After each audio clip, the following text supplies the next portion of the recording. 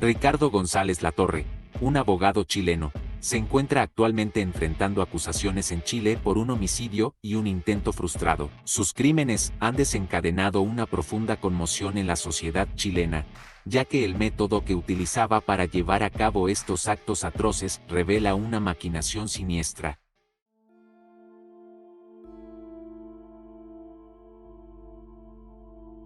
El metanol es un tipo de alcohol incoloro que posee un olor suave. Se utiliza ampliamente en la industria química como solvente, combustible y anticongelante. Sin embargo, es importante destacar que el metanol no es apto para el consumo humano debido a su toxicidad. Con astucia y premeditación, González Latorre se sumergió en el conocimiento de esta sustancia, convirtiéndola en su arma preferida. El abogado persuadía a sus clientes para que contrataran pólizas de vida, para luego envenenarlos y en el caso de que lograra asesinarlos, intentar cobrar sus pólizas. Estas acciones tan perversas podrían hacerle enfrentar una sentencia de cadena perpetua, de ser hallado culpable. En el año 2012, se establecen los primeros antecedentes de este perturbador caso protagonizado por Ricardo González, quien entabló una relación de amistad con Luis Olivares. Aprovechando esta cercanía, González instó a Olivares a contratar un seguro de vida. Una vez firmado el acuerdo, ambos se encontraron en la casa del abogado,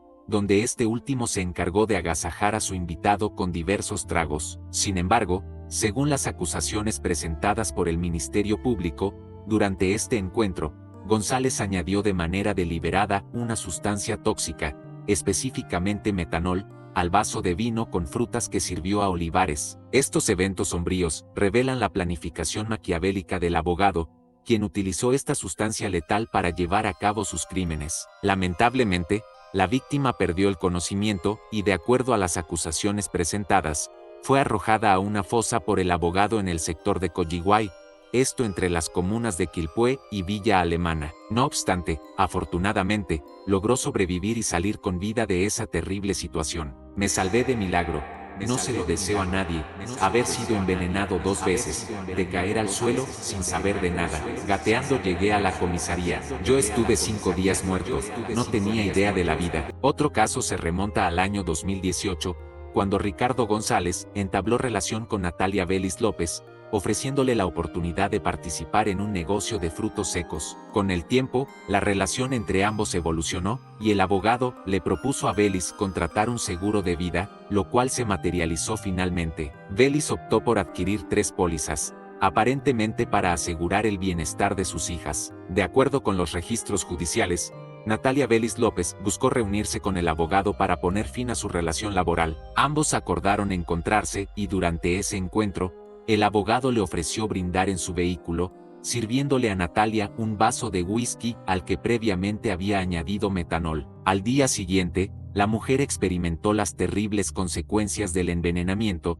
pérdida de visión, intensos dolores de estómago, vómitos y mareos. Después de ser hospitalizada durante 3 días, sin un diagnóstico claro, Natalia finalmente falleció el 7 de julio de 2018. Lo sorprendente es que aunque las pólizas de seguro habían sido contratadas en beneficio de sus hijas, el pago fue cobrado por Ricardo González y no por las herederas legítimas. La suma supera los 100 millones de pesos. Desde el 1 de mayo de 2020, Ricardo González se encuentra bajo detención por parte de la Policía de Investigaciones PDI, y desde entonces ha sido mantenido en prisión preventiva. Inicialmente fue recluido en la cárcel de Valparaíso, y recientemente ha sido trasladado al centro penitenciario de Quillota. Además, se le imputan otros casos adicionales al abogado, aunque aún no han llegado a instancias judiciales. Estos casos servirán como antecedentes complementarios y se presentarán como testimonio durante el juicio. María Fernanda Cuevas, abogada de Nicole Reyes, hija de la víctima, ha declarado que Ricardo González es considerado un asesino en serie y que ha estado llevando a cabo estas acciones desde 1997. Estas afirmaciones subrayan la gravedad de los crímenes imputados al acusado y revelan la presunta existencia de una larga trayectoria delictiva. Sería en cierta medida lograr justicia por Natalia, y no solamente por ella, sino que por todas las otras víctimas cuyos casos se encuentran pendientes. Si no pudimos salvar a mi mamá, el objetivo es que no vuelva a matar a otra persona, porque las vidas de todas las víctimas dejaron atrás hijos, mamás, familias que aún los lloran. Si bien en un inicio, la Fiscalía solicitó la pena de presidio perpetuo calificado en contra del sujeto.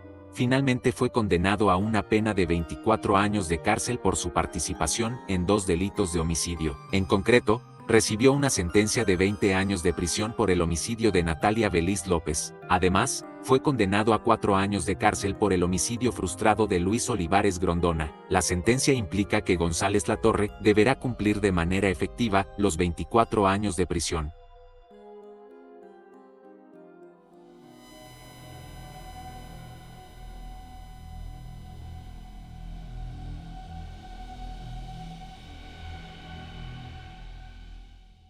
A pesar de haber sido condenado a 24 años de prisión, fue liberado después de cumplir únicamente 11 periodos en la cárcel gracias a su buena conducta. Sin embargo, una vez en libertad, ha utilizado las redes sociales para retomar su antigua conducta, amenazando a aquellos que le deben dinero y advirtiéndoles que es mejor que le paguen antes de que él los encuentre. Esta situación plantea preocupaciones sobre el sistema penitenciario y la eficacia de la reinserción social, así como la seguridad de aquellos que podrían verse afectados por las acciones de Pastén.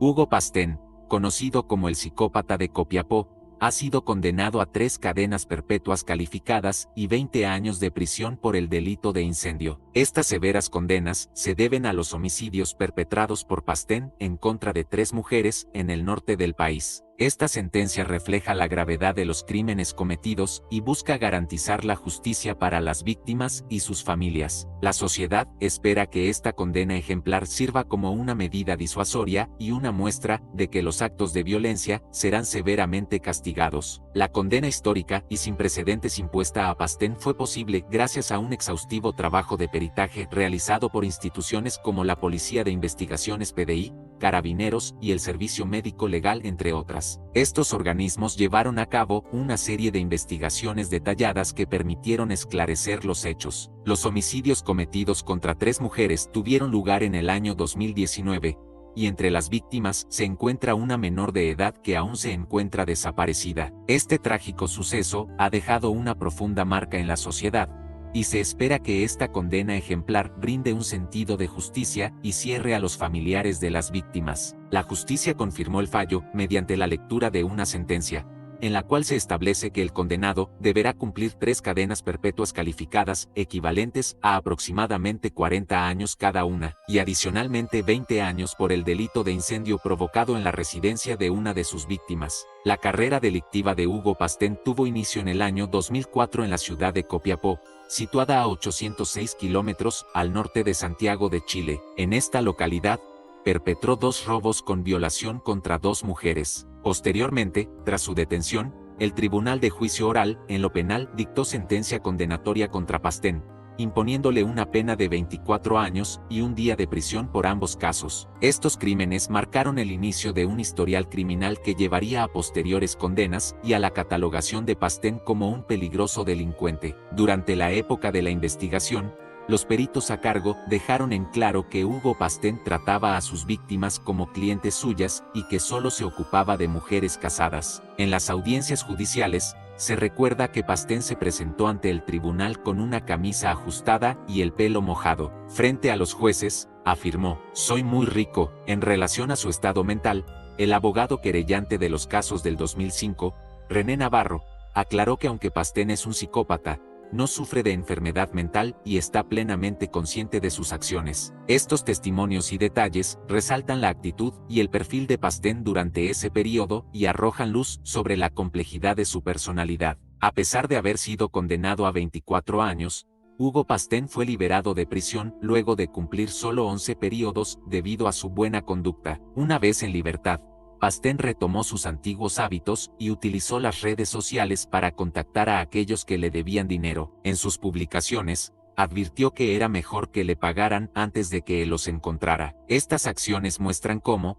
a pesar de su condena y liberación, Pastén continúa involucrado en actividades ilícitas y busca cobrar sus deudas de manera intimidante. Una vez en libertad, el delincuente no tardó en retomar su comportamiento criminal y se movilizaba por las calles de Copiapó en un colectivo, llevando consigo un cuchillo de 25 centímetros para amenazar a las mujeres que se cruzaran en su camino. La jornada del 17 de enero de 2019 marcó un evento trágico. Ese día, se desató un incendio en la residencia del peluquero Horacio Lanchipa Silva, conocido como Susi Montalbán. Cuando los bomberos lograron extinguir las llamas, encontraron los restos de Silva entre los escombros. Tras una investigación exhaustiva, se confirmó que Hugo Pastén era responsable de su muerte, siendo vinculado con el incendio intencional que cobró la vida de Silva. Estos hechos ponen de manifiesto la peligrosidad y la crueldad de las acciones perpetradas por Pastén incluso después de su liberación. El viernes 5 de febrero de 2019,